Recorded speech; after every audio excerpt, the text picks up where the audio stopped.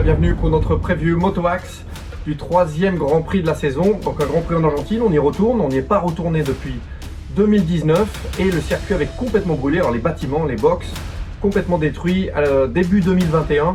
Donc voilà, une mention spéciale pour le circuit qui a su reconstruire tout ça en un temps record. Donc on va retourner en Argentine. La donne, bien sûr, depuis le 2019 a bien changé. En premier lieu, on a bien sûr un Marc Marquez qui avait gagné cette dernière édition en 2019, qui est blessé. La diplopie de Marc Marquez, donc son problème de vision qui a été réveillé suite à cette chute énorme à Mandalika, un high side de folie. Donc Marc Marquez qui a le problème est de retour. Donc la diplopie, c'est un problème en fait qui peut être potentiellement un problème de retraite pour Marc Marquez, puisqu'il avait eu ce problème en fait pour la première fois en 2000 quelque chose, je ne me rappelle plus la date exactement, en Moto 2. Et cette blessure avait été réveillée suite à une chute en enduro l'année dernière, donc un gros choc sur la tête, donc double vision, donc il ne peut plus rouler du tout. Ça a mis presque 3 mois à se remettre et là la blessure est réveillée, il a de nouveau le problème. Donc voilà, Marc Marquez, on lui souhaite un bon rétablissement et on espère qu'il va pouvoir revenir sur le circuit dès que possible. Le pronostic pour ce Grand Prix, alors là c'est difficile puisque la dernière édition on avait eu victoire de Marquez, Marquez il est blessé. On avait eu deuxième place pour Valentino Rossi qui n'est plus avec nous malheureusement. Enfin, il n'est plus avec nous, il est toujours avec nous mais il n'est plus avec nous sur les Grands Prix. Et Dovizioso est fini troisième. Donc là, je pense que cette année ça va beaucoup changer. Personnellement, je vois bien un Brad Binder ou un Paul Espargaro sur la Honda se battre pour la victoire.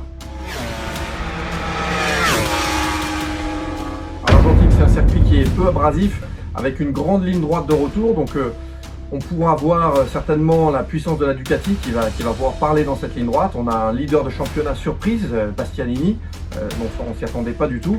Et on a aussi les Ducati qui sont en difficulté. Jorge Martin 2-0 à Doha, pas de sa faute, il a été emmené par Pecco Bagnaia. Et puis une chute sous la pluie à Mandalika.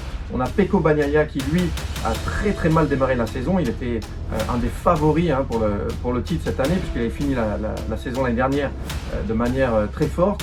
Et là, cette année, il a commencé à Doha par une chute et à Mandalika, il finit 15e, il marque un seul point. Donc des Ducati à surveiller. Un Jack Miller aussi chez Ducati à surveiller puisqu'il y a une grosse pression sur Jack Miller.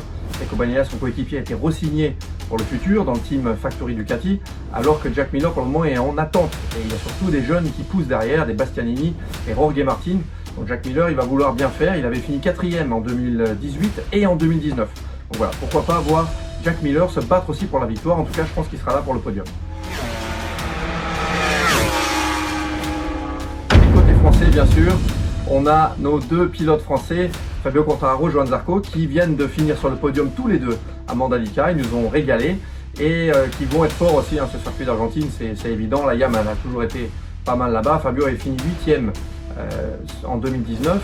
Et Johann Zarco, lui, avait fini 2e en 2018. Donc l'année dernière, en 2019, Johann Zarco, il était sur la 4e, bien sûr, on ne peut pas trop prendre compte de ces résultats-là. Mais nos Français, ils vont être en forme, ils vont être dans la bagarre et ils vont bien sûr encore nous régaler ce week-end, comme d'hab.